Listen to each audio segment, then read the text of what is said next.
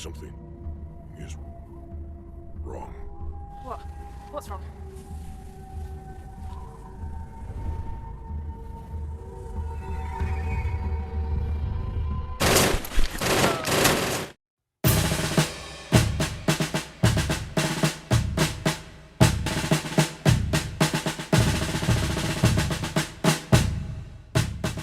Written and directed by Keith R. Robinson. We are talking Sniper Corpse, also known as Corpse Sniper. And this is a 2019 very low budget movie that is effectively a Universal Soldier remake, but with a hint of the 1988 movie Scarecrows, a movie which I adore, by the way.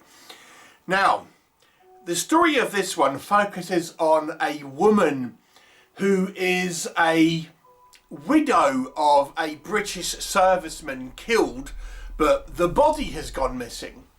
So she is determined to find out what has happened to her husband's body, and she is contacted by someone who claims to have information. And there's a number of kind of British service members whose bodies have seemingly disappeared without any kind of trace. And she's determined to get to the bottom of it. So she's given this location of a restricted military base, and she kind of manages to sneak in, but finds out that there actually seemed to be a secret military program where they are resurrecting dead soldiers and kind of reusing them to go on kind of combat missions a la Universal Soldier.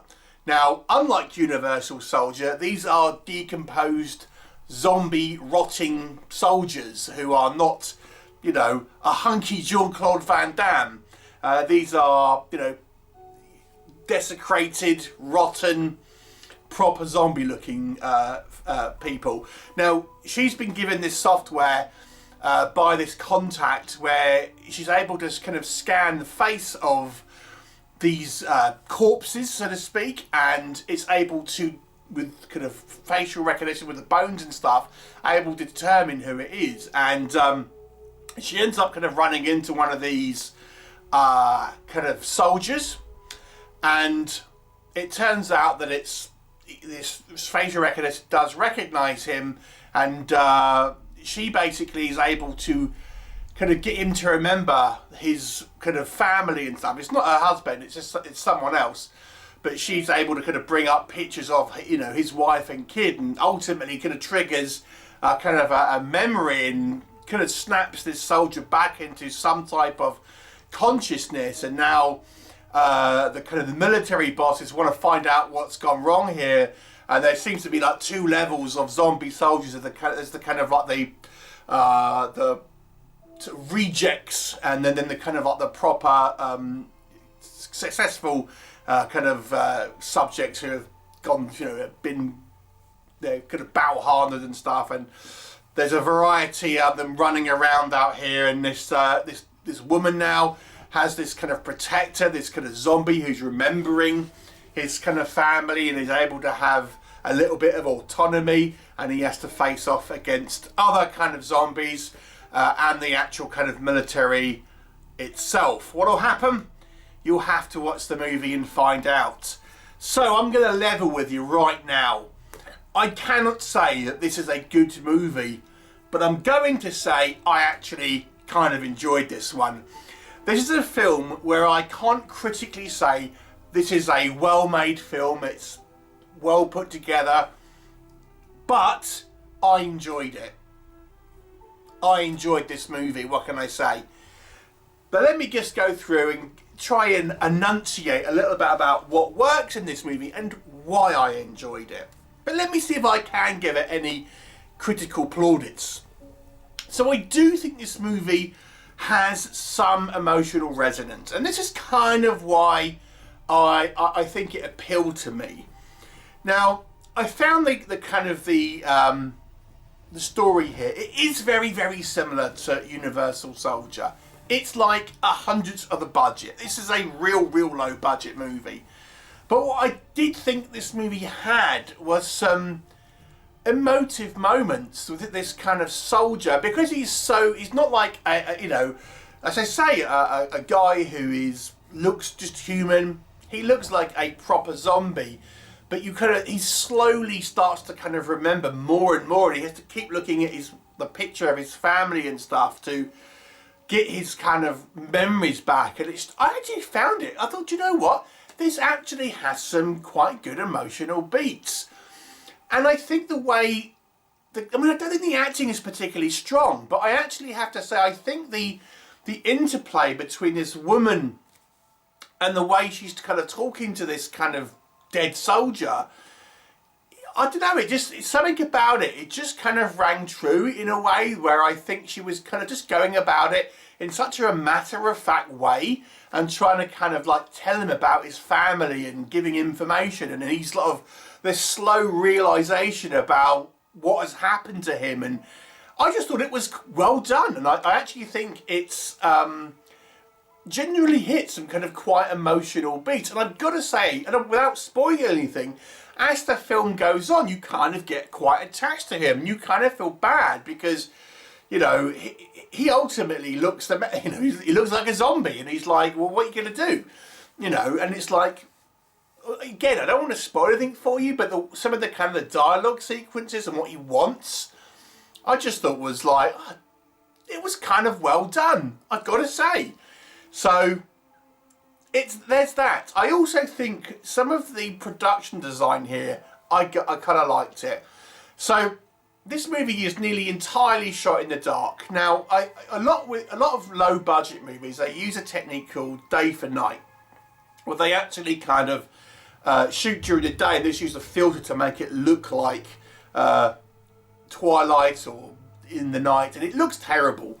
This one they've actually shot in the dark, and you could argue, yes, it's a little bit dark on screen, you can't really see what's going on, but I just appreciated the blackness of this kind of forest where they're in, and it genuinely looks like the middle of the night. It does give it a sense of kind of eeriness. And what I think also helps with that is just kind of sometimes the sound design here. This constant howl of the wind through the trees and things like this, and kind of like, you know, the odd kind of owl and stuff going off. I just thought helped this movie had a pretty good atmosphere. So, you know, that's a reasonable amount of downtime, you know, with these characters traversing through the woods or trying to communicate and things. And it does have a level of kind of like eeriness. I wouldn't say this movie is scary in any means, but you know, it does have a kind of a loneliness feel to it. It's the best way I describe it. You know, you feel like the plight of this kind of this dead soldier in this howling wind in this dark forest. You just feel like there's a sense of like dark isolation and things like that. I just thought it was kind of well done, I've got to say, intentional or not. It just kind of thought it's actually sort of quite you know, affecting in some way. So that was all pretty good. Let's talk about the violence. Now, this is a low budget movie and the effects are cheap. But this movie doesn't shy away from shots in the head. There's actually quite a lot of exploding heads here, people getting shot, and it's all done practically. You see everything, the camera doesn't pull away. Yes, it's clearly like dummies' heads and things. And things like that, and it doesn't look great. It doesn't look realistic, but I still kind of liked it. I like the fact here that this movie isn't trying to kind of pull away, and it just shows you these like heads getting shot and things like that, and you know, when these zombies end up getting shot in the head, you literally will just see the head like come to pieces and crumble and things like that. And again, I'm not saying this is the greatest special effects, but the level of kind of brutality and violence that is shown to these sort of individuals or zombies, however you want to look at it, again, I think it looks, you know, it's kind of like, I'm glad they kind of at least gave us that, you know, it's something gory in a kind of a low budget and sort of fun way to a degree, but I also think it sort of underscores the kind of the violence and stuff that is inflicted on potential service personnel and things like that. So I thought that was quite good. Now the acting isn't great, I'm just going to say that, but I still think particularly with our female lead, there are elements here where I felt her acting wasn't particularly strong, but there are also scenes where I did think she did a good job of portraying a kind of a good representation of a kind of a military wife, and how she, you know, is used to being in the military world, so to speak, being a wife of a serviceman, and how she's able to communicate, and again, quite matter-of-factly with this guy who is, you know, a soldier, and he's got his own family and stuff, and how she is able to relate to him. I thought it was well done. I mean, it's like a weird, because I don't think the acting is great, but at the same time, I think it does the job quite well. It's hard to explain. So that was, you know, that was all, again, I think it has that kind of emotional resonance to this movie. And like I say, the movie's plot is pretty much straight out of Universal Soldier, more or less. We've got our kind of we have two main sort of zombies. We've got the one she's following around with, and we got the kind of this other one who is the sort of the right hand man of the kind of the living human military guy who's going to run in the show. And along that we get a load of kind of like misfit sort of zombies who are kind of failed experiments that are more kind of mindless and just kind of savage and things like that. But it has that sort of, again, the Scarecrow's 1988 had a military theme to it, and this kind of these dark woods and this kind of howling wind and these kind of zombie types. There's similarities there. So for me, it kind of reminded me a lot of the Scarecrow's film, whilst having a facsimile plot of Universal Soldier, so I kind of liked it. So, you know, I got a lot out of this movie, to be honest. Now, let's be realistic, and let's talk about what doesn't work. This is a very, very low budget movie. The producers here made a werewolf movie some time ago called Silverhide, also known as Pounce, which was a terrible film, and I have reviewed that one. It wasn't particularly good. And I think when you watch this movie, if you are not a fan of low budget films, if you are not a fan of B movies, the clearly obvious, very, very low budget here will put you off. Because it does look very, very low budget. As I've said, the VFX, the kind of the gore effects are clearly dummies and things like that, and mannequins that they're using to shoot and stuff. The zombie masks, I kind of thought they were fine, but they do really look just like kind of Halloween masks and things like that. The acting isn't particularly good, and I think there are some design choices here where I think were not the best. There's a lot of narration. Our female character has this kind of internal monologue, what she's kind of thinking, and I found it a little distracting, to be honest with you, and it's just dropping exposition. And then we have this kind of radio chatter through mainly our kind of soldiers, these kind of on this military base that are communicating with one another. And I have to say, I found it quite difficult to kind of understand what sometimes they were kind of saying. Our military guy in chief, the head of this base, who's I guess our bad guy, our antagonist at the very least. You know, he is way over the top, very, very hammy, kind of almost silly sort of character to a degree. There are questions left untold here. The person communicating with this woman is never really addressed again after the beginning of the movie.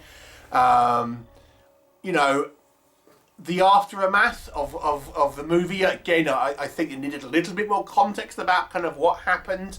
And just the general, the way this movie is shot, it's as I say, there's very limited locations, limited cast, there's like CGI muzzle flashes and stuff like that. So just the general presentation of this film is extraordinarily low budget. I mean, I shouldn't imagine this was more than £10,000 to make this movie. That's just a guess, but it doesn't look like that. But I liked it. I enjoyed it. I was engaged. So there you go. I think this might appeal to those of you who enjoyed Universal Soldier, who enjoyed 1988 Scarecrow, and who do not mind a low budget movie that looks low budget, but I think any kind of normies out there will just be put off by the very, very low production values.